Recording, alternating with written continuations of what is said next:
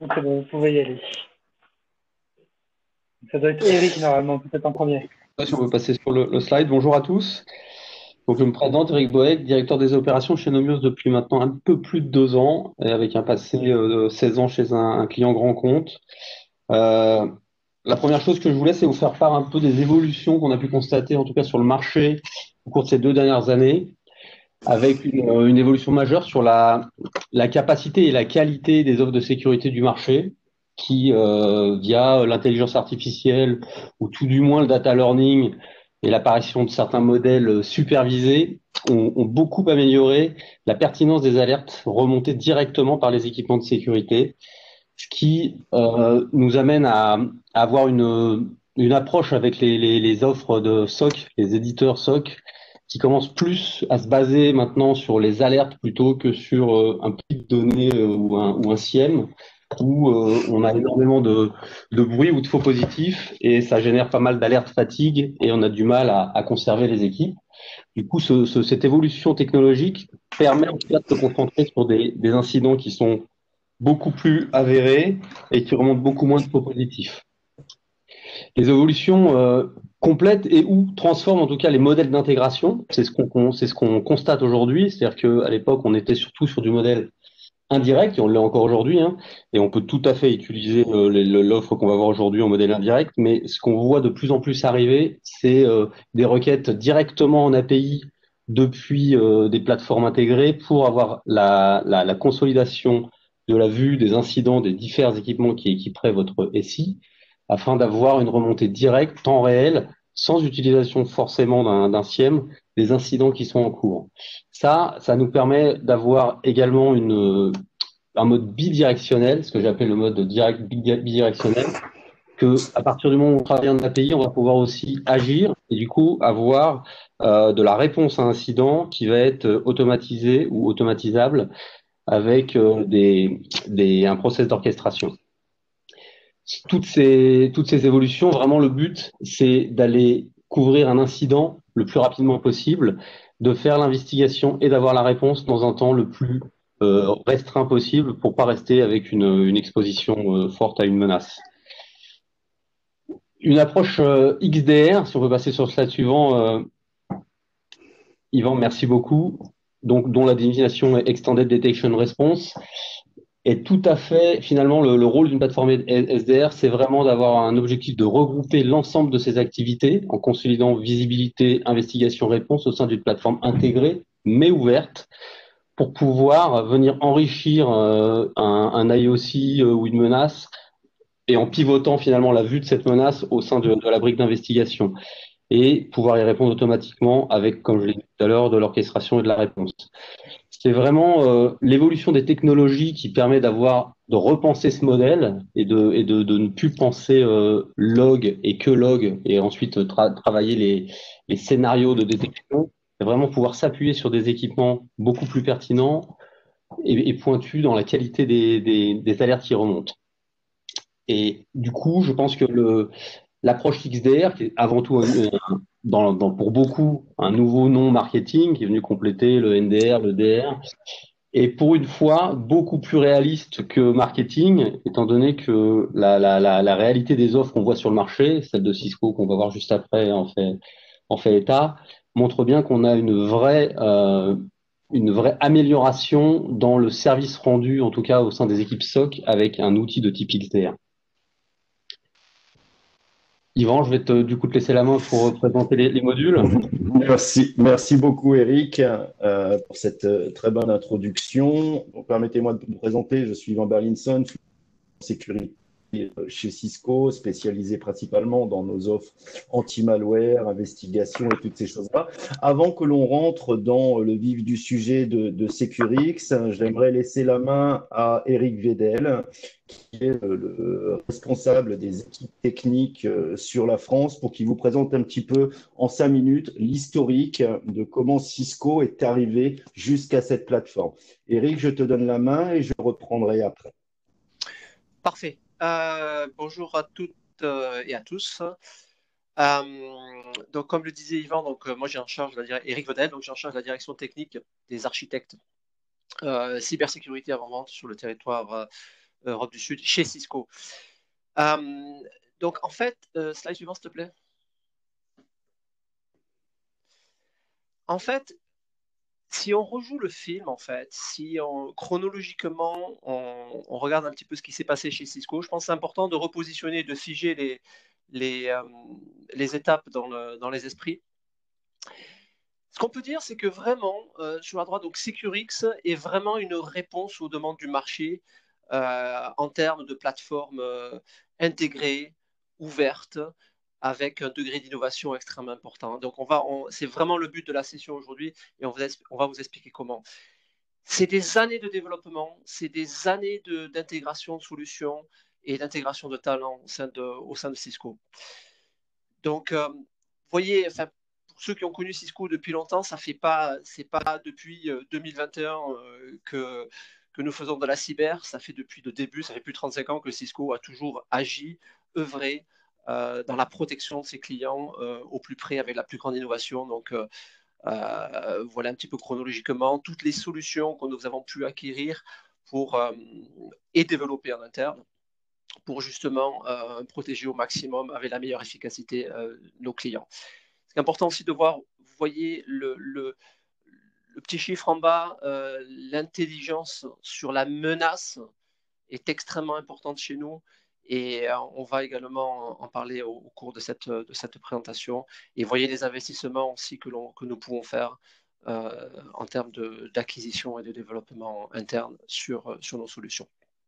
Slide suivant, s'il te plaît. Alors, quels sont en fait les fondamentaux en fait? Qu'est-ce qui nous a poussé aussi à sortir cette plateforme innovante? Donc déjà, je pense que c'est important de repartir des fondamentaux d'une architecture intégrée de sécurisation. Donc, le premier point qu'il faut prendre en ligne de compte, c'est vraiment la visibilité. Donc, on ne protège pas ce qu'on ne voit pas. Et la visibilité, en fait, un petit peu comme vous souhaiteriez protéger votre appartement, votre domicile, votre maison, en fait, vous allez essayer mettre peut-être des caméras dans des endroits qui vont capturer le maximum d'événements. Un petit peu pareil, dans le domaine du réseau, ce qu'on va faire, c'est qu'on va s'assurer d'avoir la visibilité optimale maximum là où il y a des points d'entrée. D'accord? Donc les vecteurs d'attaque. Il n'y a pas besoin d'aller dans le détail des solutions que nous proposons. Vous les voyez listées, je vous laisse les apprécier. Mais vraiment, en termes de vecteurs d'attaque, donc une emprise très très forte sur la partie réseau, une emprise extrêmement forte au niveau solution EDR, client VPN, protection des passerelles de messagerie, email, multifactor authentication, et bien évidemment la partie cloud, que ce soit d'un point de vue la protection du cloud, mais aussi la protection en provenance du cloud. Donc une fois qu'on a la visibilité, en fait, qu'est-ce qu'on fait avec ça? Comme vous voyez à gauche, on apporte la connaissance, l'intelligence sur les informations que nous pouvons remonter.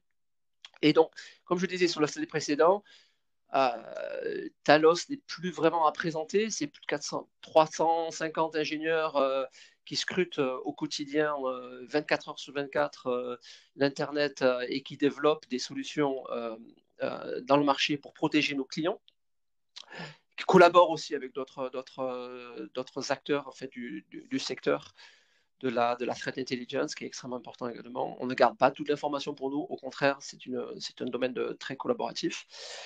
Et donc, une fois qu'on a cette intelligence, ça va nous permettre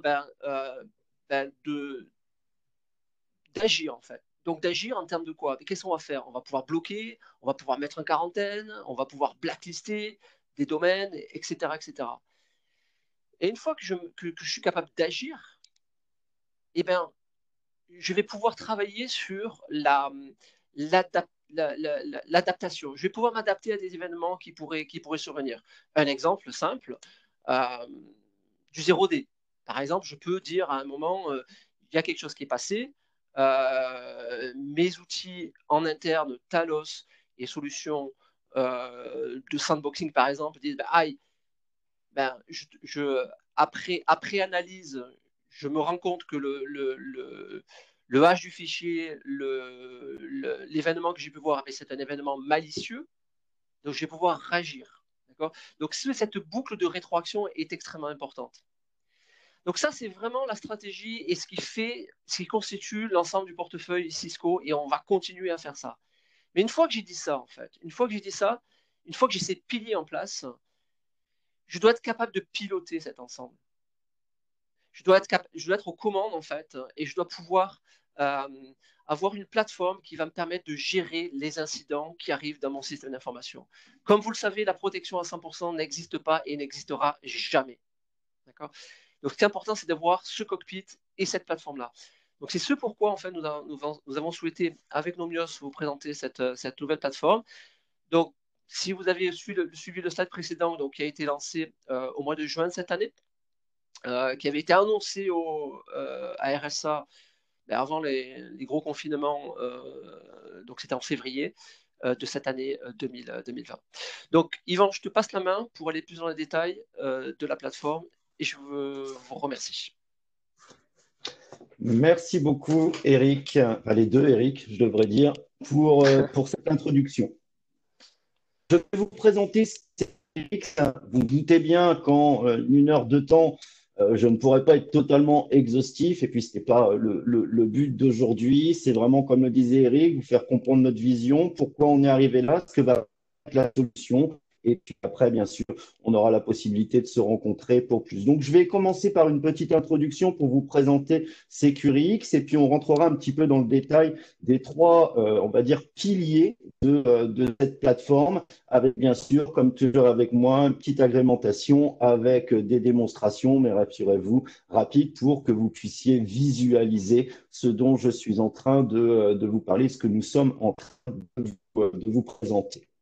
Alors, tout d'abord, eh bien, voilà, SecuryX, on en a commencé à en parler. Qu'est-ce que SecuryX? C'est donc une plateforme hébergée dans le cloud, donc dans les clouds Cisco. Vous savez qu'on a des data centers un petit peu partout. Rassurez-vous, vous savez très bien que Cisco prend très à cœur tout ce qui est réglementation, privacy dans les données, etc. Donc ça pourra faire l'objet d'une discussion si vous voulez, mais c'est une plateforme cloud pour pouvoir justement apporter la simplification et la rapidité de mise en œuvre. Maintenant, je précise tout de suite, ça doit être une plateforme cloud, ça ne l'empêche pas d'interopérer avec des solutions qui sont on-premise. Le but de SecuryX, c'est vraiment, comme le disait Eric, eh bien, de vous apporter de la simplification, de la visibilité, de la vitesse d'action, voilà, peut-être d'automatiser un certain nombre de choses. Donc, c'est ce que nous voyons ici, des capacités de détection, d'investigation, d'orchestration, tout cela au travers d'une plateforme ouverte qui va principalement se baser sur l'utilisation d'API, mais je le précise tout de suite, en rendant les choses simples, pas besoin d'être un développeur pour pouvoir utiliser notre plateforme SecuryX.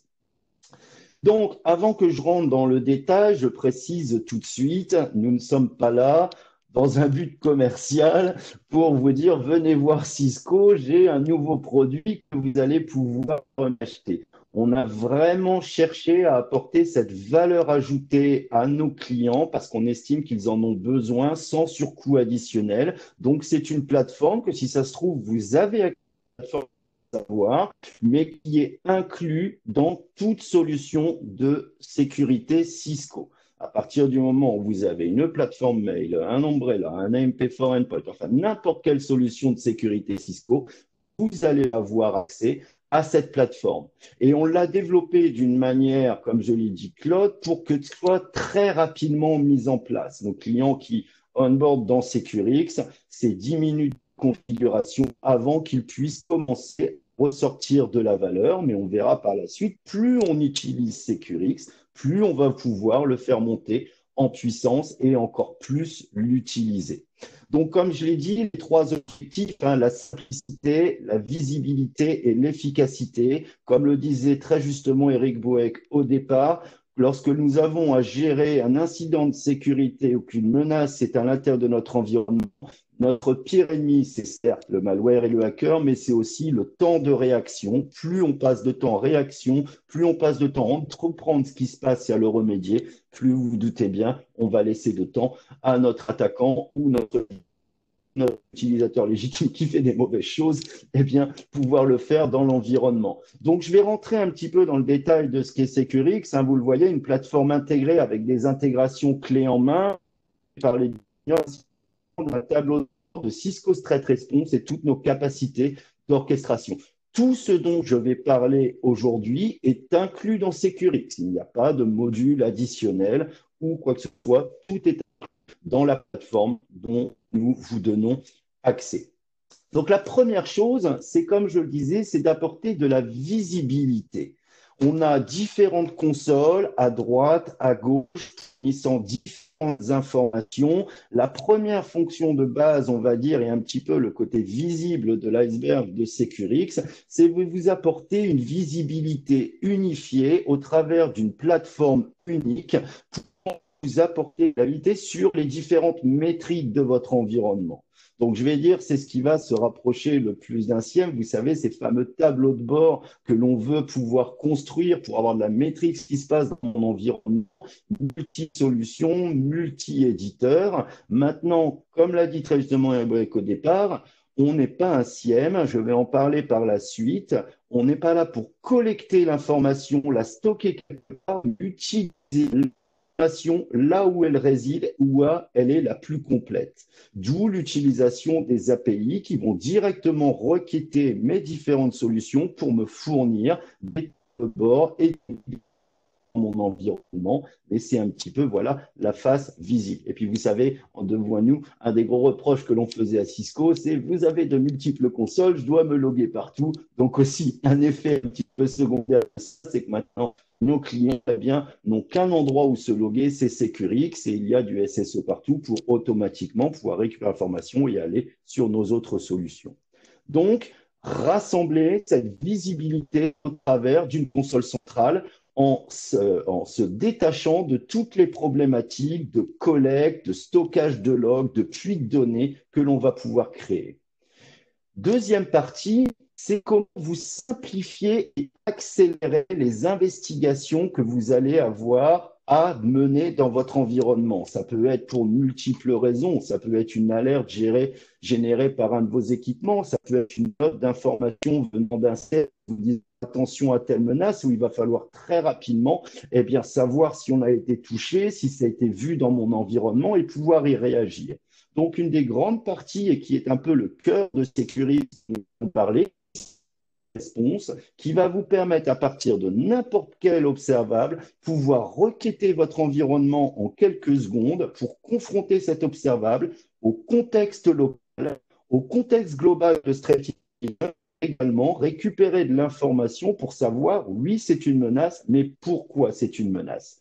Et également, à partir de cette plateforme, pouvoir y répondre. Donc, accélérer votre capacité d'investigation, de réponse à un incident, en passant, bon, les chiffres, on ne va pas trop en tenir compte, mais des opérations qui auraient pris normalement 1 heure, plusieurs minutes, etc., pour pouvoir compter les informations différentes places, je vais pouvoir avoir ce résultat en quelques secondes ou quelques minutes et réagir le plus rapidement à ma menace.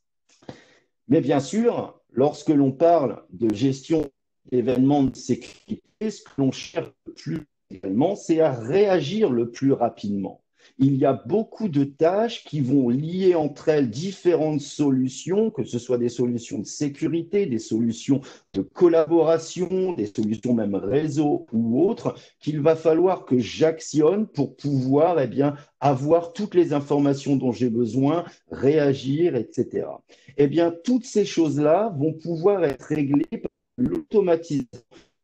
La plateforme va pouvoir, pour vous, réaliser un certain nombre d'opérations, qu'elles soient du plus simple au plus complexe, mélangeant, comme je l'ai dit, plusieurs types de solutions et pas simplement réseau, pour pouvoir soit répondre plus rapidement, mais aussi, quelque part, réaliser pour vous des tâches répétitives que vous auriez à réaliser, qui vont vous prendre du temps humain, qui peut-être pour faire autre chose et n'avoir simplement que l'information utile, enrichie, proposée pour que je puisse y réagir. Donc, on va le voir, une des grandes parties de SecureX, la fourniture de capacités d'automatisation simples ou complexes, multi-infrastructures, multi-solutions. Et encore une fois, je le rappelle, sans avoir besoin d'être un développeur pour mettre ça en place. Donc, comme vous l'avez bien compris par cette introduction, SecureX, oui, inclut les fonctions XDR, inclut les fonctions SOAR, mais en essayant de s'absoudre la complexité liée à la mise en place de ce type de solutions qui, bien généralement, vont nécessiter des compétences assez évoluées. Lorsque généralement on parle d'API, la plupart des gens pensent développement, script, etc. Non, ce n'est pas du tout l'approche. Et également en enlevant tout ce qui est complexité liée à l'accès à l'information. Bien souvent, lorsque l'on parle d'XDR et de SOAR, on va parler d'SIM, le puits de données. Malheureusement, on sait très bien que la mise en place d'un SIM est quelque chose de coûteux, de complexe, où les données doivent se stocker quelque part et où généralement, on n'a pas la visibilité complète. On va absoudre ces problèmes en utilisant justement les API pour requêter l'information où elle est, quand j'en ai besoin et de manière temps réel et non pas des collectes de manière régulière, toutes les heures, etc., pour récupérer mes informations. Donc oui, un XDR, des capacités SOAR, mais sans les contraintes liées généralement à la mise en place de ce type de solution. Alors, maintenant que cette introduction est faite, où j'ai présenté un petit peu les grandes lignes, je vous propose d'aller un petit peu dans le détail de les trois, on va dire, voilà, cœurs de la solution. La première chose, c'est de vous apporter une visibilité au travers de métriques en temps réel sur ce qui se passe dans votre environnement. Donc, très simplement, lorsque vous accédez à SecureX, vous allez avoir la possibilité d'intégrer des applications en un clic ou deux qui peuvent être des applications Cisco ou autres, je vous montrerai après. On n'est pas forcément que du Cisco dans l'environnement et c'est très rare, même si je pense qu'Éric Védel serait très content que vous n'ayez que du Cisco. On sait très bien qu'il y a beaucoup plus dans votre environnement. Donc, très rapidement, pouvoir intégrer ces solutions et obtenir ces métriques de visibilité. Comme je l'ai dit, les tableaux de bord que vous allez pouvoir construire se font en un clic. Une fois que j'ai ajouté mon application, je vais pouvoir très simplement définir les tableaux de bord et les métriques que je veux voir en les créant moi-même de façon customisable. Chaque utilisateur pourra se créer son tableau de bord avec les informations qui l'intéressent.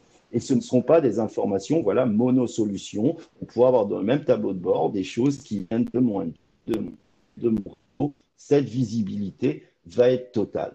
Alors, il y a quelque chose que je ne vais pas rentrer trop dans le détail aujourd'hui, c'est que dans SecureX, vous allez disposer de ce que l'on appelle un ruban qui va vous suivre tout au long de votre expérience dans SecureX, que ce soit dans l'interface SecureX, dans les interfaces des autres solutions Cisco, mais vous le verrez même également en dehors. Ce ruban, je ne vais pas rentrer trop dans mais clairement, c'est un endroit où vous allez pouvoir gérer vos incidents qui vont être alimentés automatiquement venant de vos solutions ou manuellement, pouvoir gérer ce que l'on appelle des casebooks, vous savez, ce fameux note dans lequel je trouve tout ce que je trouve, donc historiser toutes mes investigations et également lancer des requêtes dans votre environnement. Et je vais passer très rapidement sur ce point. Plutôt que cela, autant vous montrer directement à quoi cela ressemble. Je vais passer ici sur mon navigateur. Je suis ici donc sur ma console SecureX. Donc, il y a peu de temps, quand je voulais voir mon mail, je sur ma plateforme mail ou sur ma plateforme network, etc. Maintenant, le seul endroit où je me connecte, c'est SecureX. Comme vous le voyez ici sur la gauche, très rapidement, dans mon environnement, je vais pouvoir intégrer tout un nombre de solutions. bien sûr les solutions Cisco, mais d'autres solutions telles que des sources de threat intelligence, d'autres types d'équipements que j'ai dans mon environnement qui peuvent me ramener du contexte local et me permettre d'agir. Vous pouvez voir ici du Gigamon, du Google Safe, du Microsoft, et cette liste est non exhaustive parce qu'il y a bien sûr des modules que Cisco va fournir, mais assez ouverte pour que simplement n'importe qui, avec peut-être l'aide de son partenaire tel que Nomios, puisse intégrer à l'intérieur toutes les solutions qu'il va avoir dans son environnement. Donc, pour vous montrer la simplicité, si demain je veux installer, je ne sais pas, eh bien, je vais aller sur du Radware, par exemple, je veux ajouter mon Radware à l'intérieur. Tout ce que j'ai à faire, c'est de cliquer Add. Voilà, j'ajoute mon username, mon password, et c'est fini. La solution est intégrée dans mon environnement. Et j'ai donc accès à ces métriques qui me permettent bien sûr du drill down vers les autres solutions si je veux plus d'informations. Vous voyez rapidement sans avoir à collecter les logs. C'est un point sur lequel j'insiste parce que je sais que c'est une solution cloud. Nous ne stockons pas les données. Ce sont des requêtes API qui vont rechercher l'information, l'affiche dans Securix. Donc, quelque part, si je schématise, c'est de la donnée en transit, mais non de la donnée stockée, donc en s'abstrayant voilà, de toutes les contraintes liées à ce genre de choses. Avec bien sûr mon petit ruban ici, dont je vous parlais, où je vais pouvoir traiter mes casebooks ou autres. Donc, c'est la première partie, mais on va dire un petit peu cette partie visible. Je vais donc maintenant continuer par ce qui fait réellement le cœur de la solution Securix, c'est ce que l'on appelle Securix Threat Response. Peut-être que certains d'entre vous le connaissent, ce n'est pas une solution totalement nouvelle, nous l'avons déjà sorti il y a quelque temps pour nos clients, mais nous l'avons consolidé, amélioré à l'intérieur de Securix en l'ouvrant sur des solutions tiers. Donc, Securix Threat Response. Qu'est-ce que c'est? Eh bien, c'est la réponse à comment savoir ce qu'il se passe dans mon environnement, savoir si ce que je vois est quelque chose de malicieux, quel impact il a eu, comment il est rentré, quelle action il a fait et comment y répondre, le tout au travers d'une interface unique, excusez-moi, et vous fournissant vos résultats en quelques secondes sans avoir à aller rechercher, comme je l'ai dit, dans tout mon environnement. Donc, à partir de n'importe quel observable, que ce soit une IP, un hash, un domaine, une URL, une adresse email, que vous voulez qui peut avoir une relation avec l'IT et la sécurité, je vais pouvoir les confronter à Securix Threat Response pour qu'automatiquement, tous les modules que je vais avoir configurés enrichissent cette information. Cette information va être enrichie de plusieurs manières. Elle va être premièrement enrichie avec de l'intelligence, c'est-à-dire, eh bien, je vais avoir configuré que, par exemple, bien, mes sources d'intelligence sont Talos, sont Virus Total, sont peut-être Cybercrime Tracker, Abuse IP, différentes sources que généralement je vais consulter pour savoir si quelque chose est malicieux. Eh bien, automatiquement, quand je vais lancer Cisco Threat Response, eh bien, je vais consulter ces modules pour me redescendre ce que l'on appelle communément des jugements et des verdicts pour savoir eh bien, si c'est bien quelque chose de malicieux. Vous savez, on est tous ainsi, lorsque l'on a un équipement de lancer une alerte, notre premier réflexe va être de dire est-ce que c'est une vraie alerte? Est-ce que c'est un faux positif qui est généré par la solution? Je pense qu'on est tous ainsi depuis quelques années. Eh bien, la capacité de confronter cette information à différentes sources d'intelligence va me permettre de confirmer très rapidement que la menace est réelle, mais également la threat intelligence va me dire pourquoi cette menace existe. Qu'est-ce que c'est? Est-ce que c'est un ransomware? D'un botnet? Est-ce que c'est du crypto miner, etc. Donc, très rapidement, avoir cette information, mais également aller consulter toutes les solutions que j'ai configurées pour ramener ce qu'on appelle contexte au niveau de cet observable. Donc, concrètement, où il a été vu, ce qu'il a fait, par où il a communiqué, relier les différents points entre eux relatifs à cet observable et ainsi pouvoir poursuivre mon investigation en découvrant de plus en plus. Et encore une fois, ici sur ce slide, j'ai mis principalement des solutions de sécurité Cisco, mais comme je vous l'ai montré avant, les third parties sont totalement supportées. Ce n'est pas parce que vous n'avez pas Cisco MP for Endpoint qui est notre DR, même si je préférerais, que vous n'allez pas, par exemple, pouvoir intégrer un Microsoft ATT ou autre chose à l'intérieur. Encore une fois, je vois le sourire d'Eric s'en aller, mais c'est ainsi, notre plateforme est ouverte et on veut vraiment qu'elle puisse répondre à vos besoins, même si vous solutionez des solutions tiers. Et de là, très rapidement, je peux aussi réagir. Tous ces modules que j'ai configurés me permettent de réaliser des actions, comme le disait Eric Boeck, de pouvoir réagir à cette menace sans avoir à aller me loguer sur une autre interface. Si je vois un hash qui communique vers un domaine, en un clic, bloquer ce domaine. Une machine est compromise, en un clic, l'isoler. Bloquer un fichier dans tout mon environnement sans avoir à passer sur les consoles et plein d'autres actions customisables que vous allez pouvoir créer qui vont vous permettre de répondre le plus rapidement à cette menace. Donc, c'est un peu ce que je montre ici, mais je vais vous montrer après. Voilà comment très rapidement, à partir d'une information qui peut être un blog, une note d'information d'insert, une alerte sur mon équipement, ou même vous qui vous dites, tiens, est-ce que je peux aller sur ce site web, est-ce qu'il est malicieux? Eh bien, automatiquement, très rapidement, la solution va faire toutes ces opérations que vous feriez manuellement pour, en quelques secondes, vous fournir la réponse et vous permettre d'optimiser le temps de réaction, la visibilité que vous avez sur votre environnement. C'est vraiment un point clé, augmenter et accélérer la visibilité et mon temps de réaction à une menace, qu'elle me touche ou qu'elle puisse potentiellement me toucher et de manière proactive. Et tout ça, comme je l'ai dit, se basant sur des API et sans avoir bien sûr à être un développeur d'API, ce que je ne suis pas, et je peux vous assurer que je fais énormément de choses avec Securix. Alors, je vous propose, je me permets de regarder un petit peu l'heure, je vous propose eh bien, de passer sur notre interface pour que je vous montre eh bien, en temps réel comment fonctionne Securix. Donc, je vais retourner ici sur mon interface qui est là. Alors, je pourrais vous faire tout un tas de use cases. La réaction à une alerte sur, je ne sais pas, un mail très passé. Je peux vous faire plein de choses. Je vais juste vous prendre quelques use cases ici. Imaginons que vous ayez eh bien, votre IPS ou votre firewall qui vous gère une alerte en vous disant, attention, j'ai bloqué cette communication parce que elle matche une signature de command and control, ou elle va vers un domaine qui est connu peut-être pour être quelque chose de malicieux.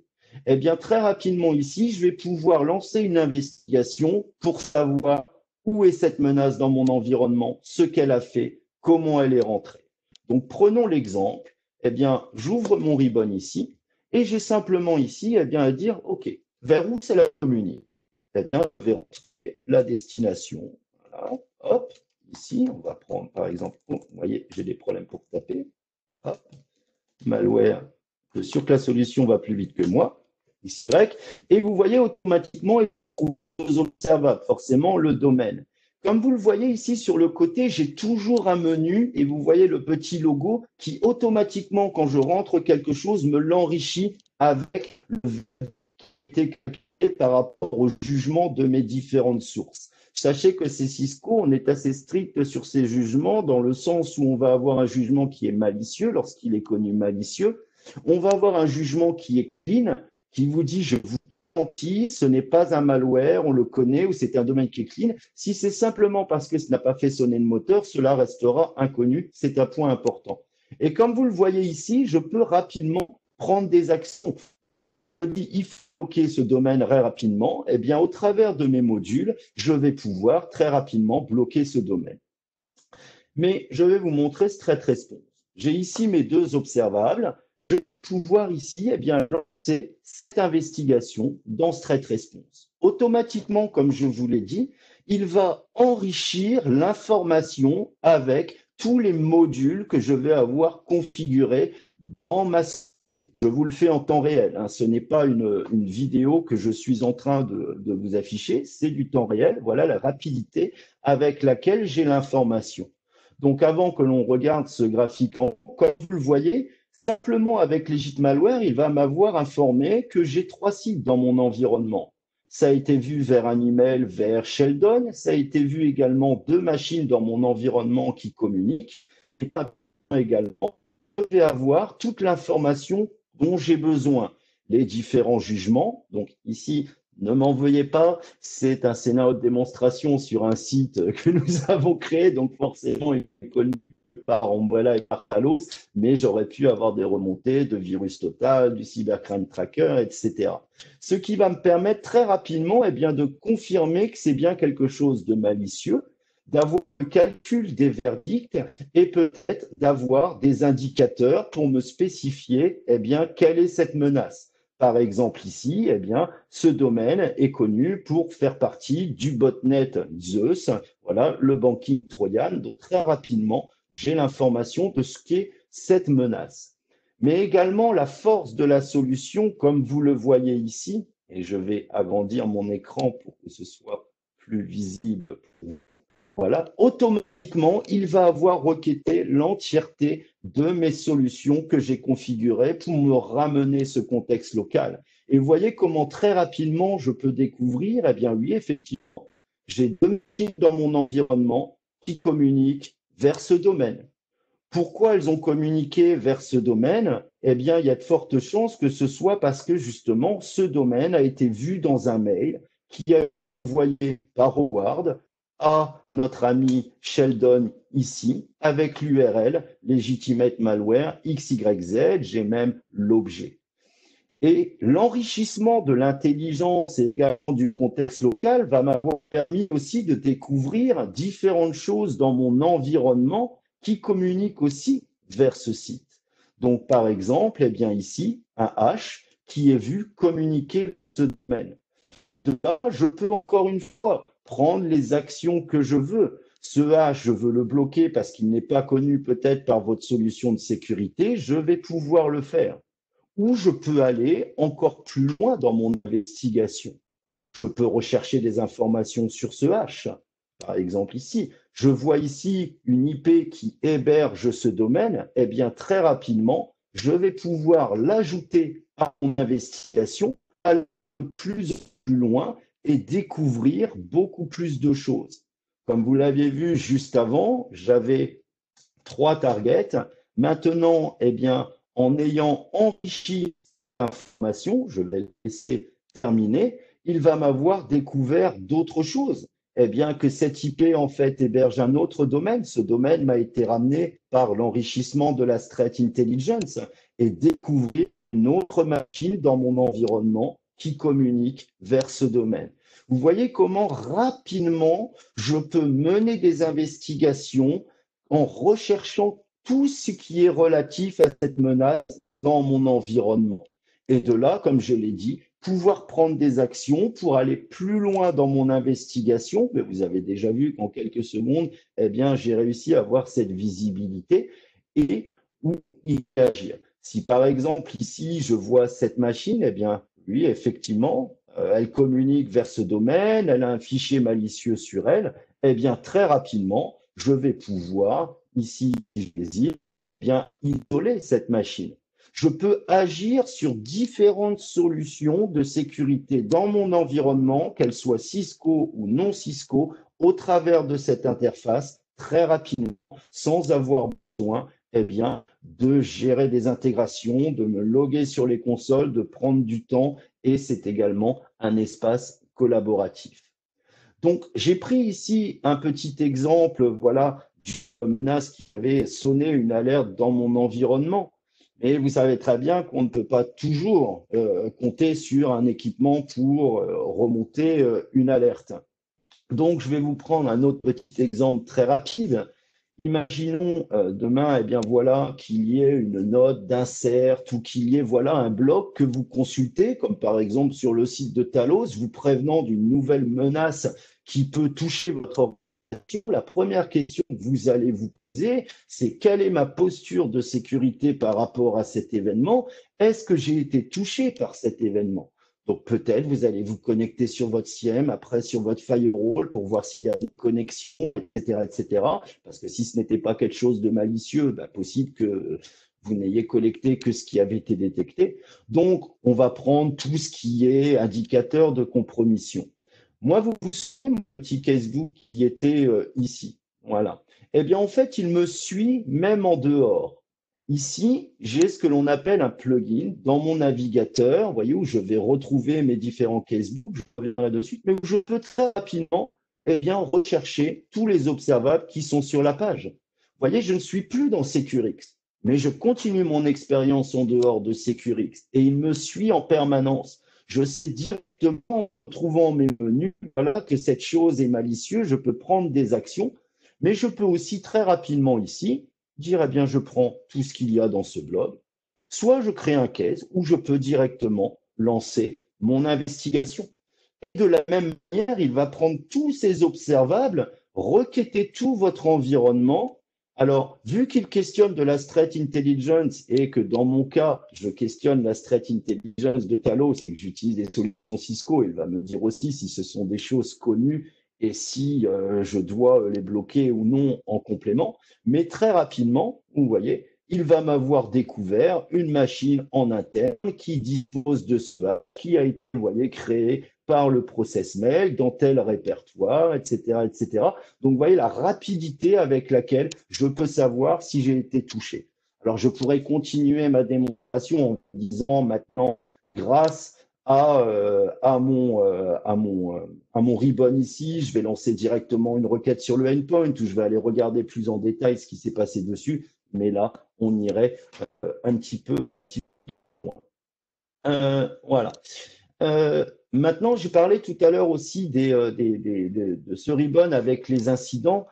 Comme vous le voyez ici, dans mes incidents, j'ai des incidents qui sont remontés automatiquement que je peux créer moi-même, mais également des incidents, vous voyez, qui sont remontés, par exemple, directement de mon IPS. Donc, ce sont un endroit unique où je vais pouvoir gérer ces incidents.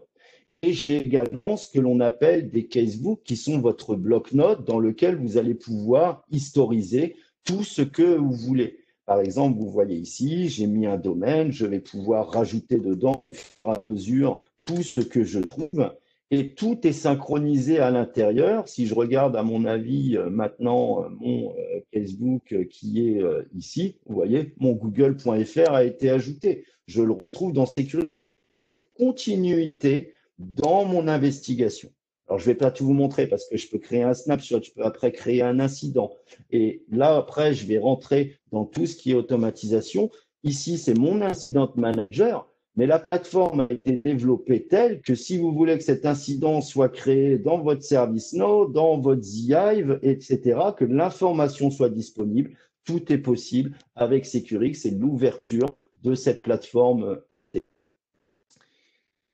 Donc, voilà pour cette partie Threat Response que vous avez vue dans ma présentation. Tout ce que je viens de faire là, eh bien, j'aurais pu encore plus l'accélérer. J'aurais pu totalement l'automatiser. J'aurais pu aussi me créer des actions totalement personnalisées. Imaginons que j'ai un firewall, je ne sais pas, de marque X qui n'est pas dans les modules et que je veux qu'automatiquement, quand je découvre quelque chose, la règle soit poussée sur mes firewalls ou autres, j'aurais pu totalement le faire. Et ceci grâce au module d'orchestration qui est fourni à l'intérieur de Securix. Encore une fois, sans coût additionnel, tout ce que je vous montre, plateforme Securix. L'orchestration va donc me permettre, eh bien, certes, d'accélérer ma réponse à un incident. Ce blog de commentaires me disant attention qu'il y a une menace, je peux totalement automatiser ma réponse. Qu'automatiquement ce blog soit parsé, qu'on recherche dans mon environnement s'il y a des machines qui sont touchées. Si cette machine est touchée, eh bien, crée un incident dans le ticketing système de mon sort, envoie-moi un push d'autorisation pour demander si je veux isoler les machines compromises. faire tout ce travail pour moi, me le simplifier. Donc, investiguer, automatiser, intégrer aussi. Je peux intégrer la totalité de ce que je veux. Je vais pouvoir dire un petit peu, si j'extrapole, que ma seule limite avec l'automatisation, c'est maintenant mon imagination et les choses auxquelles je pense que je peux réaliser. Mais plus une question de limitation technique sur il faut développer des skills, des choses comme ça. Donc, c'est un module qui est totalement graphique, vous allez le voir, avec du drag and drop à droite, à gauche, où je vais pouvoir utiliser des actions prédéfinies, où je vais pouvoir aussi moi-même créer mes propres actions personnalisées. Et quand je disais au début que la mise en route de Securix, c'est 15 minutes, mais qu'après, plus je vais l'utiliser, plus ça va me simplifier et m'accélérer, c'est que n'importe quel workflow que je vais avoir créé va pouvoir être réutilisé par mon équipe dans d'autres workflows. Donc, si j'ai fait un workflow pour juste pousser des règles sur mon firewall, les autres utilisateurs n'auront pas à le faire. Ils auront qu'à prendre ce workflow, le mettre dans le leur et ça poussera les règles en firewall sur ce qu'ils auront voulu faire. Donc, voilà un petit peu. Donc, j'ai mis quelques exemples qui sont totalement illimités, les exemples de ce que l'on peut faire. Donc, par exemple, ici, comme j'ai dit, ce que je viens de faire, cette recherche de menaces par rapport à l'information d'un blog ou d'un site, j'aurais pu totalement l'automatiser. Qu'en lecture de ce blog ou cette notification, on extrait automatiquement tous les observables, créer une room dans votre outil de collaboration pour créer cet espace collaboratif entre vos différents collaborateurs, vérifier différentes informations et réagir à cette menace si celle-ci en ayant des domaines, en lisant une machine ou en faisant toutes sortes de modifications que je veux faire sur n'importe quel type de solution. J'insiste sur ce point, les modules que je vous ai montrés avant servent l'enrichissement dans ce threat response. Dans l'orchestration, je peux réaliser la totalité de ce que je veux à partir du moment où la solution qui doit me donner de l'information, me donner un ordre, me permet de le faire au travers d'un protocole, quel qu'il soit, HTTP, SSH, voilà, plein de choses différentes. Je vais pouvoir réaliser ces opérations. Par exemple, l'application du phishing, celui-là, je l'ai mis en place et je l'aime beaucoup, c'est que bien souvent, dans une organisation, on a créé une boîte mail sur laquelle on va dire, quand vous suspectez d'avoir reçu quelque chose qui est un malware ou un spam, envoyez à cette boîte mail et on l'analysera.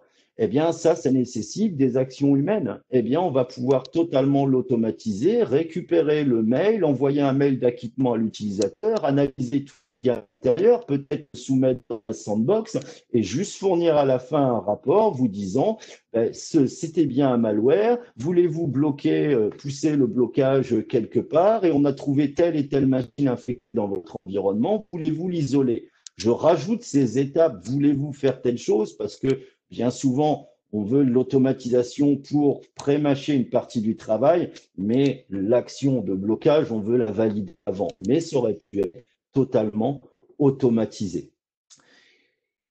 Voilà, différentes tâches, vous voyez, du vulnerability management, beaucoup de choses. Il y a plein de use cases différents. Donc, pour vous montrer un petit peu de quoi je parle, quand je vais dans ma console Securix, comme vous le voyez ici, je vous ai montré tout à l'heure qu'il y avait des opérations que vous pouvez réaliser. À partir du moment où j'ai mis l'orchestration, vous allez le voir, j'ai beaucoup plus maintenant d'opérations que je peux faire parce que ce sont des choses que j'ai créées, des actions automatisées que maintenant, je n'ai plus qu'à cliquer sur un bouton pour les exécuter. Donc, vous avez bien compris, un scénario d'automatisation, plusieurs manières. Une exécution manuelle, parce que ce sont une suite de tâches avec des conditions que je veux automatiser.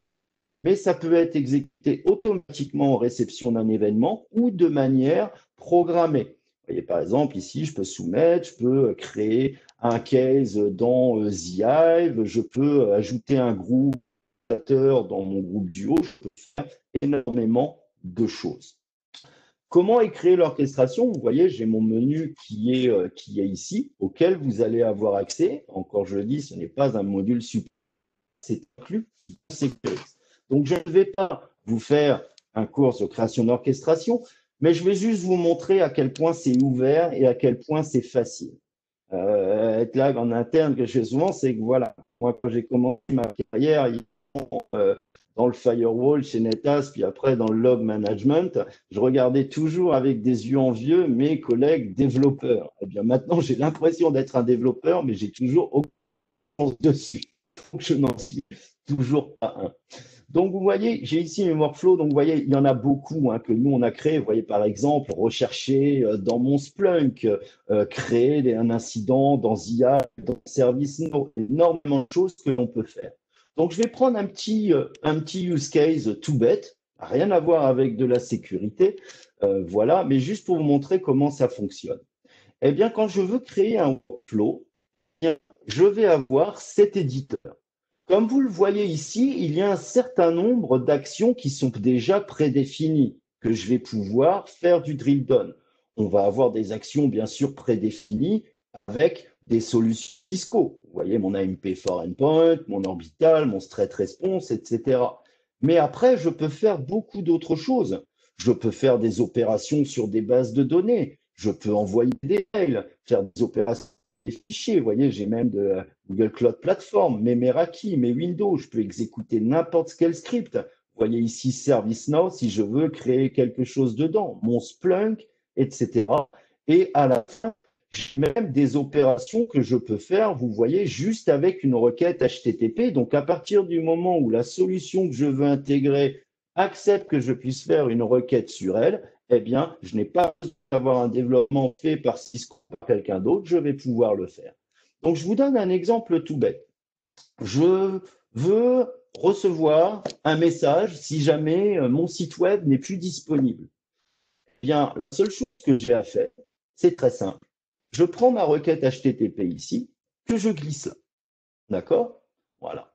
Je vais spécifier sur quelle cible je veux faire cette requête. J'ai, moi, dans mon environnement, un target qui est un target HTTP qui va vers l'équipe.fr. Voilà. Donc, je vous le dis clairement. Voyez, et je vais sélectionner ma cible ici, l'équipe. Et puis, je vais simplement dire, eh bien maintenant, si jamais je vais mettre un condition block, voilà ici, très simplement, et lui dire, eh bien, si jamais ici, la réponse à mon activité HTTP request, vous voyez, j'ai mon status code, par exemple, bon, ce serait normalement 400 pour le non accessible, mais là, pour la démo, je vais mettre 200 parce que je sais qu'il est accessible. Eh bien, qu'est-ce que je fais dans ces conditions? Eh bien, je peux prendre n'importe quelle autre opération.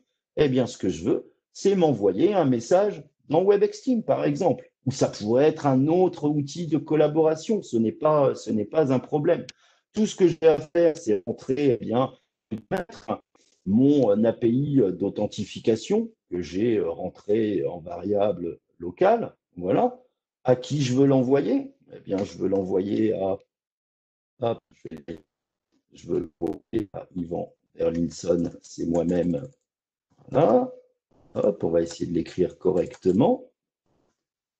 Hop, son at gmail. Je ne peux pas m'envoyer un mail à moi-même, donc je suis obligé d'utiliser notre adresse. Et puis, ce que je veux, qu'est-ce que vous voulez que je marque? Test, l'équipe, voilà. Et ma condition va être pratiquement terminée. La seule chose qui me manque ici dans mon workflow, c'est de lui dire où je l'exécute. Donc, je l'exécute sur quelle cible, excusez-moi. On va ici, cible, et puis ce sera mon WebExTeam, mais ça pourrait être n'importe quoi. Et puis maintenant, je le valide et puis je le lance. Bon, j'ai pris un risque et fait démo, on va voir, ça arrive. Vous voyez, ma requête HTTP a été ici, mon condition block, voyons si ça a marché. Eh bien oui, vous voyez ici, dans mon team WebEx, teste l'équipe. C'est très, très rapide de mettre en place. Et là, je vous ai montré un use case vraiment très, très simple. Vous allez me dire, ça va servir, à part si je suis un administrateur d'un site web. Mais c'est juste pour l'esprit, pour vous dire, voilà, tout ce que je veux faire, je vais pouvoir le mettre en place et vous l'avez vu, ça m'a pris même pas 2 minutes pour mettre en place le scénario d'orchestration.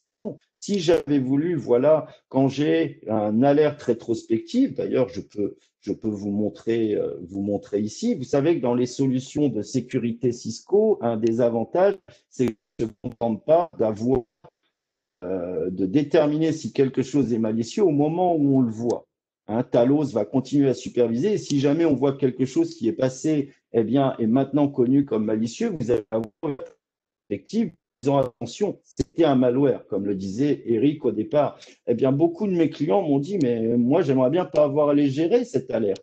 Eh bien, il n'y a pas de souci. J'ai créé un workflow qui automatiquement, en fait, quand il y a une alerte rétrospective, eh bien, me crée un incident, vous voyez, il est ici, rétrospective alerte, avec à l'intérieur directement les machines qui sont infectées, etc.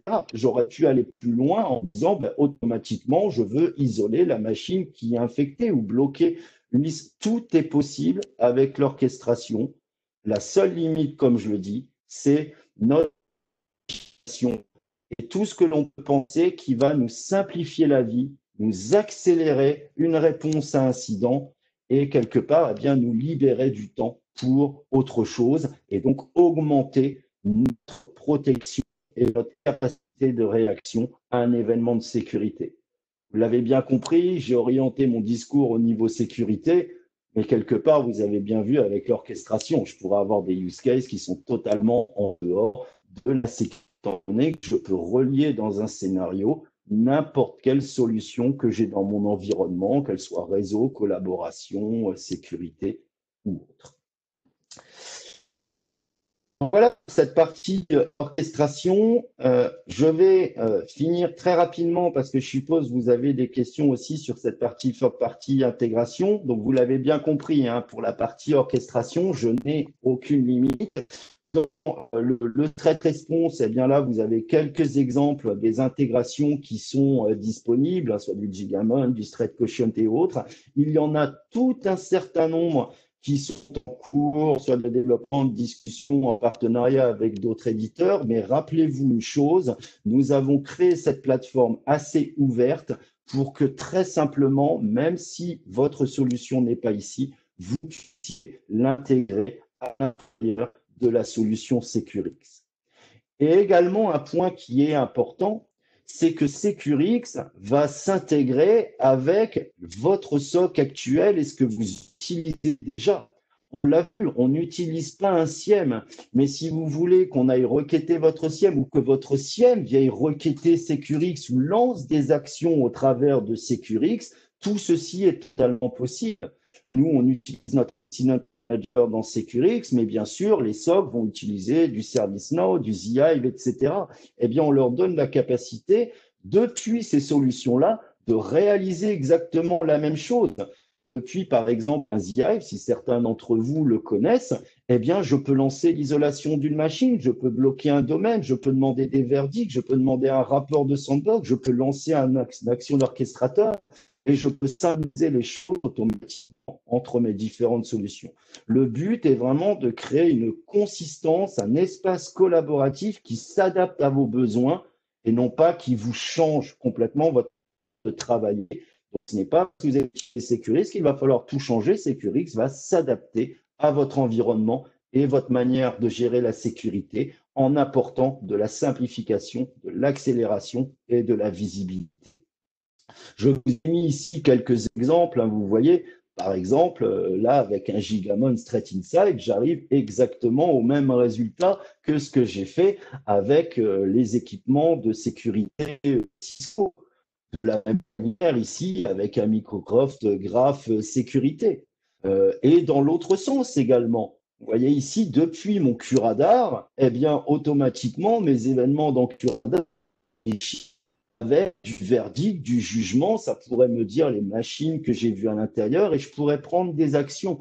Donc, vous voyez, tout un environnement, on peut voir Securix comme quelque chose de central ou quelque chose de parallèle à vos solutions que vous utilisez actuellement. Voilà, alors pour vous dire, voilà, là, c'est juste un petit peu dire, voilà, vous inquiétez pas, vous ne serez pas les premiers lancé, on a calculé, hein, on a plus de 9000 de nos clients sécurité qui ont déjà onboardé dans Securix et qui ont trouvé de la valeur, etc. Donc, c'est vraiment quelque chose qui a une adoption rapide auprès parce que la valeur ajoutée est évidente et que le mise en place est quelque chose de très rapide. Vraiment, quand je vois un de mes clients qu'on fait un WebEx sur un sujet, je lui dis à la fin, allez, on va prendre 5 minutes pour vous lancer votre Securix et en 5 minutes, c'est fait et vous pouvez commencer à l'utiliser, investiguer ce qui se passe dans votre environnement, créer ces tableaux de bord, les enrichir et commencer à utiliser l'automatisation. Voilà, j'en ai fini pour ma partie présentation. Je vais redonner la main à Eric Boeck si tu as quelques commentaires à faire. Et puis après, vous demandez s'il y a eu des questions auxquelles nous pourrions vous répondre.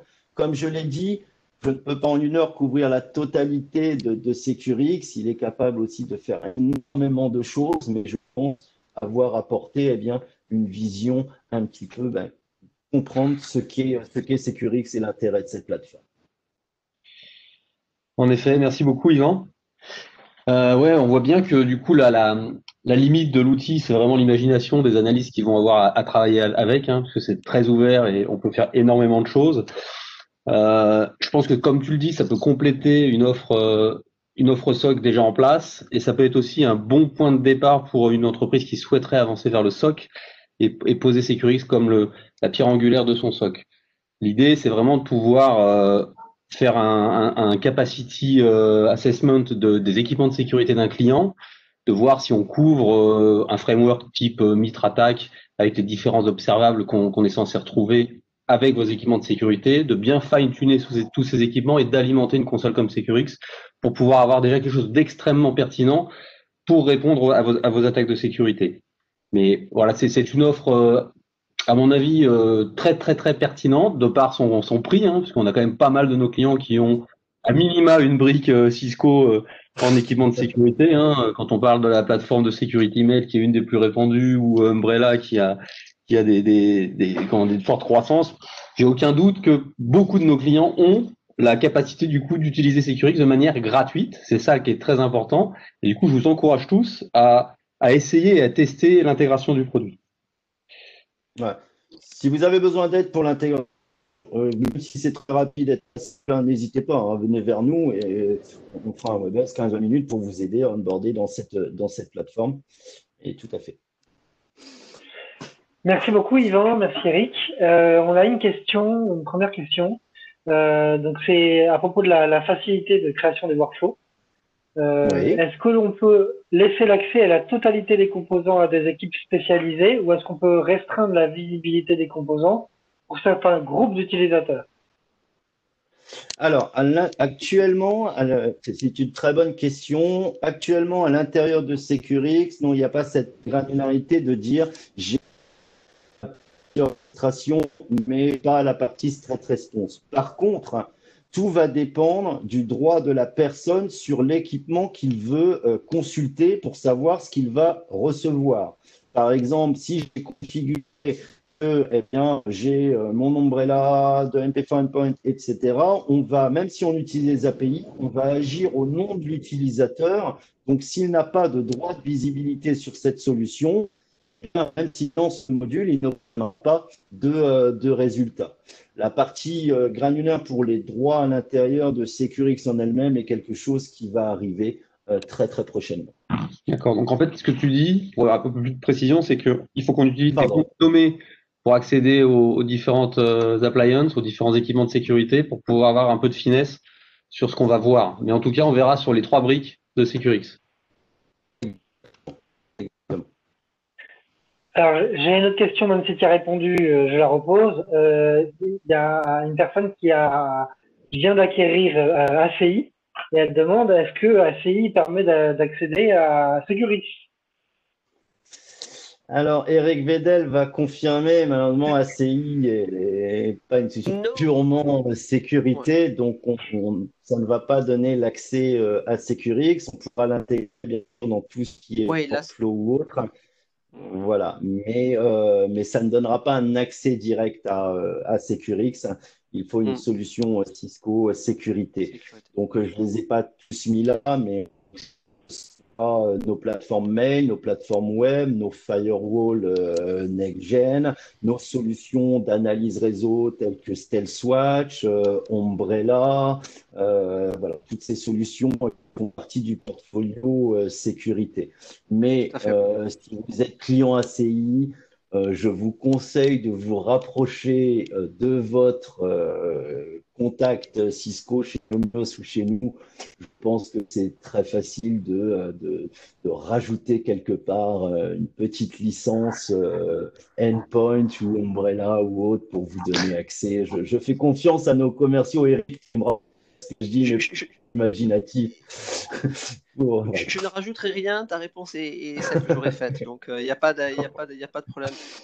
Non, n'hésitez pas, c'est vrai, s'il y a une petite licence à rajouter sur 2-3 serveurs pour avoir de l'ANP sur endpoint, ANP for endpoint par exemple, qui a une autre DR, il n'y a pas de problème pour après activer Securix de Voilà. manière, comme l'a dit Yvan, gratuitement.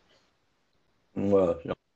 Si vous passez au commande de style, le routeur de quelque chose, bah voilà, on glisse une petite ligne à la fin, on se débrouille et vous avez accès à Securix. Tout à fait. Et d'ailleurs, je pense que sur certains des offres que vous avez déjà, même si vous n'avez pas encore activé Securix, vous trouvez le bandeau. Et quand vous le développez, il Tout vous à demande de fait. créer un compte et de vous connecter. Donc, pour ceux qui auraient déjà des solutions Cisco, vous allez trouver le relais dans le bandeau vers Securix pour activer votre tenant. Exactement. Si vous êtes client AMP, for Endpoint, etc., bah, vous loguez avec le même compte. Il donne accès à Securix également. Sinon, il faut créer un compte Securix et puis après, intégrer vos solutions dedans. Et voilà. En fait, quand vous accédez à Securix, quand il vous connecte dessus, pour valider que vous avez bien une solution, bah, il vous demande de configurer un module pour le valider. Mais voilà, ça ne va pas plus loin. Il y avait une Alors, question, j'ai vu une autre oui, question. vas-y. Ouais. Vas-y. Non, vas-y, je t'en prie. Oui, donc c'est à propos du positionnement de Securix par rapport à d'autres produits Cisco, par exemple le Secure Network Analytics. Donc, en fait, Je crois que c'est pour l'intégration est. Oui, enfin, donc Cisco Secure Analytics n'est ni plus ni moins que le nouveau nom de SalesWatch. Ce qui me permet de faire un petit aparté, en fait. Aujourd'hui, aujourd'hui, Cisco, d'un point de vue marketing, a changé son nommage des solutions. Donc, maintenant, tout est Cisco Secure. Cisco Secure euh, Endpoint, Cisco Secure Firewall, Cisco Secure Network Analytics. Donc tout est Cisco Secure. Donc Cisco Secure Network Analytics, excusez-moi, n'est ni plus ni moins que StealthWatch. Donc StealthWatch est parfaitement intégré comme un module à gauche, si on peut le voir, je pense, voilà, D'ailleurs, vous le voyez ici, dans hein, Securix. dans, Donc on remonte les événements, voilà, on remonte les événements de StealthWatch. plusieurs choses. Plusieurs choses, c'est déjà d'avoir la capacité, si vous le souhaitez, hein, simplement, parce que c'est les seules choses qui sont stockées à l'intérieur de Securix. C'est si vous souhaitez que vos alertes apparaissent ici comme des incidents automatiquement. Donc, vous avez moyen de faire une promotion de certains types d'événements pour qu'ils arrivent ici. La deuxième chose, c'est ce métrique. Vous voyez, moi, dans mon tableau de bord endpoint, j'ai aussi bien des choses qui viennent de DR, qui viennent de ma sonde StealthWatch Cloud ou StealthWatch Entreprise pour me dire le nombre d'événements que j'ai. D'ailleurs, je pense que si je vais sur Network, ici, mon StealthWatch Cloud, etc., avec mes alertes ou autres. Et puis aussi, l'utilisation dans ce threat response pour pouvoir enrichir par rapport à ce qui est vu par StealthWatch ou maintenant Cisco Secure, je n'ai plus le nom en tête. Voilà. Network Analytics. Network StealthWatch, Analytics. voilà. C'est Network Analytics, mais tout à fait, vous avez une solution StealthWatch, vous avez accès à Securix, vous pouvez configurer le ici et avoir de la valeur. Si je le montre ici, voilà, StealthWatch Cloud et StealthWatch Enterprise. Et très simple, tout à l'intérieur, hop, Voilà. mon authorization token et c'est terminé. Donc, ce qu'il faut voir vraiment, c'est qu'un Securix est là pour vous aider à mieux gérer et apporter de la valeur justement sur déjà ce que détecte les solutions. Donc Securix ne va pas remplacer Stealthwatch, mais Securix va vous aider à mieux gérer les événements de sécurité, les confronter avec d'autres solutions et accélérer son traitement. C'est un complément qui apporte de la valeur ajoutée à déjà ce qui est détecté et traité par ces solutions de sécurité. Alors, Yvan, tu parlais de modules externes. J'ai vu passer Radware un moment, comme tu l'as cité.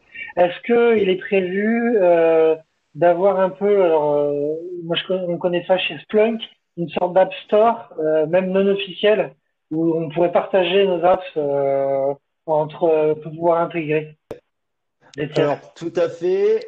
Actuellement, on n'a pas un Cisco App Store. Il y a un Cisco Security GitHub dans lequel tout le monde partage justement les connecteurs qu'ils ont mis en place, les scénarios d'orchestration. Et c'est ça qui est une beauté de Securix, c'est qu'il a été construit sur un modèle collaboratif. D'ailleurs, vous l'avez vu dans mon orchestrateur, hein, il est intimement lié à du GitHub. Voilà, pour que je puisse récupérer des workflows qui sont faits par d'autres. D'ailleurs, je peux vous montrer. Si vous tapez Cisco Security GitHub, vous allez tomber dessus. Donc, oui, peut-être qu'il y aura un App Store. Pour l'instant, l'App Store, il est inclus à l'intérieur de Securix. Hein. Ici, quand je regarde les applications que je peux installer, au fur et à mesure que nous développons des applications, elles apparaissent ici sur le menu. Et après, il y a un connecteur custom template pour pouvoir justement intégrer des choses que vous auriez développées ou non. Et tout ça se base sur la communauté. Et j'espère effectivement que l'avenir, ce sera un store plus officiel que GitHub. Merci, Yvan. Alors, pour l'instant, je ne vois pas d'autres questions. Non, il n'y a pas d'autres questions qui seraient arrivées. Donc, si personne n'a d'autres questions, on va conclure. On est dans les temps. Donc, je rappelle pour ceux qui sont arrivés entre-temps, on a enregistré et j'enverrai les slides et l'enregistrement à tous les participants.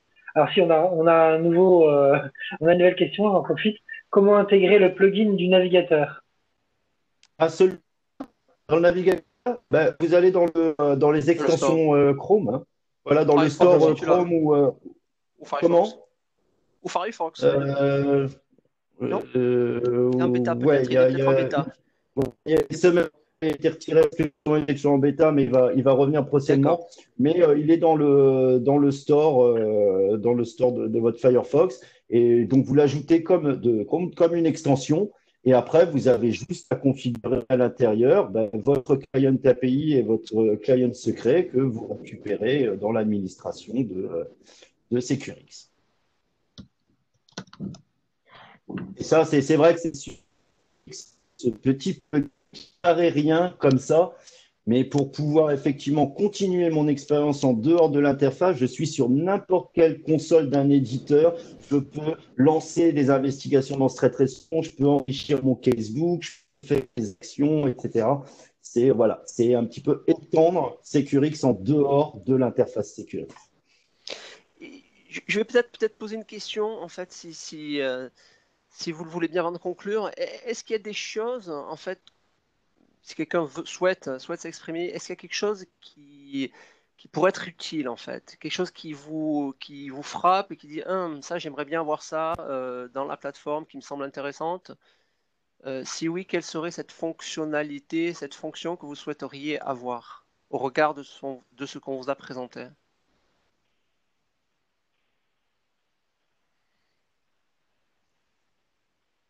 Les gens un peu de cours, mais on peut attendre 2 secondes que quelqu'un pose la question. Oui. Non, mais n'hésitez pas, c'est pas. Oui, puis après, cette question-là, elle reste ouverte. Hein. Revenez vers nous Bien sûr. si vous n'avez pas le temps ou si vous n'osez pas la poser pour l'instant. Évidemment, on sera à votre disposition pour pouvoir remonter ce genre de fonctionnalité aux équipes de RIC.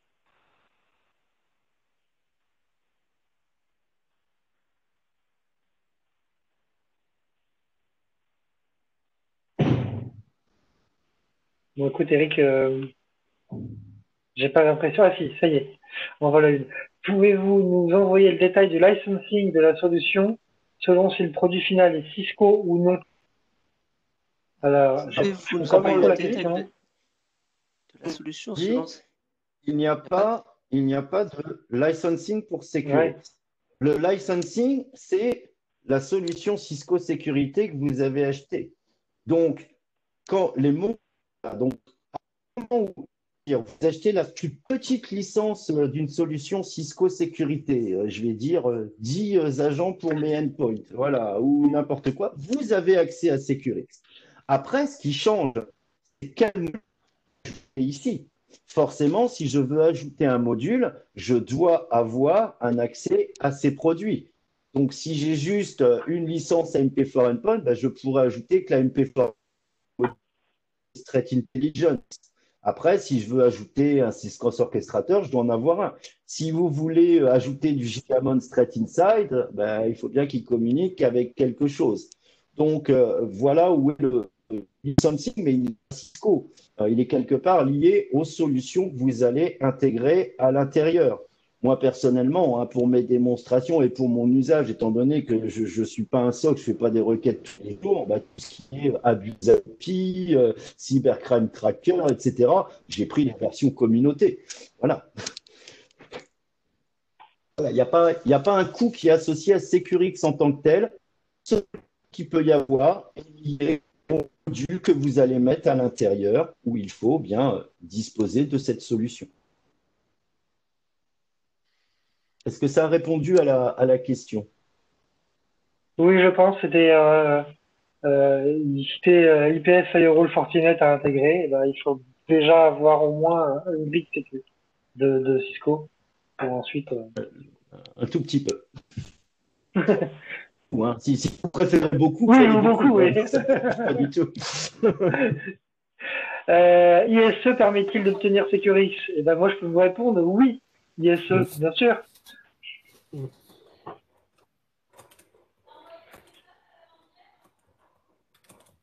Mais voilà, n'hésitez pas si vous avez des doutes là-dessus. Alors, je pense que ça doit être écrit assez simplement sur les pages Securix du site de Cisco. Mais si vous voulez continuer à nous poser des questions par rapport à ce que vous avez et si oui ou non vous pouvez avoir accès avec Securix, posez-nous les questions et on vous répondra. Hein, pas de problème. Tout à fait. Vous voyez, il y a des choses qui, j'ai une liste que vous comprendrez que je ne peux pas afficher ici, où je vais pouvoir vous dire sur telle solution, est-ce que c'est en cours de discussion avec l'éditeur, est-ce que c'est en cours de développement ou est-ce que c'est pas du tout planifié. Comme ça, vous arrivez dedans ou s'il y a un petit travail à faire peut-être avec Nomios pour l'intégrer au niveau de ces modules. Mais je me répète bien, ces modules sont nécessaires. Si c'est pour l'intégrer dans l'orchestration ici, dans un scénario, je n'ai aucunement besoin d'un module. Tout ce que j'ai besoin, c'est que, par exemple, eh bien, votre Fortinet m'autorise à faire des actions, par exemple, au travers d'une requête HTTP avec une API ou quoi que ce soit. Et la beauté, c'est que je n'ai pas à développer, moi, les scripts après. Je fais ma requête HTTP, je regarde le Swagger d'API et puis je fais la bonne requête. Et puis voilà. Hein, vous doutez bien, voilà, moi, il n'y a pas un connecteur qui s'appelle l'équipe.fr. Oui, pour ceux qui font un peu de DevOps, c'est comme si on avait intégré du Puppet ou du Chef directement dedans, quoi. Encore plus facile. Exactement. Et après, on peut aller loin, hein, parce que ouais, je peux aller très loin. Donc, la plateforme va évoluer en même temps que vous, en même temps que ce que vous mettez en place. Parce que vous voyez, à partir du moment où j'ai développé un workflow, voilà, je peux le réutiliser.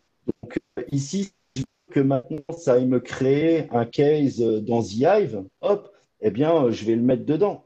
Vous voyez? Et je vais juste remplir ce qu'il me faut. Donc, plus vous allez développer le workflow, plus après, vous allez pouvoir encore les augmenter et simplifier d'autres.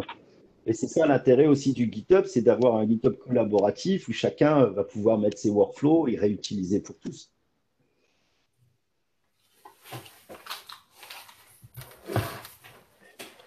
Bon, super, je pense qu'on y est. Voilà, vous avez compris, c'est vous être le plus simple possible. Donc, on va essayer d'être simple aussi en communication.